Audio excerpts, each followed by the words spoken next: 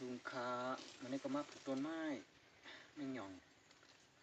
ค้ำไม่หย่องเงินค่ะในทางไหนผักอันนี้ก็ผูกไว้ดีนะครับธรรมจักรเลยครับกำไทยห้องแบบเป็นวงล้อเลยครับปีนพระปีนเจ้าขาวพอตราหูตี้นี่ครับขอบคุณ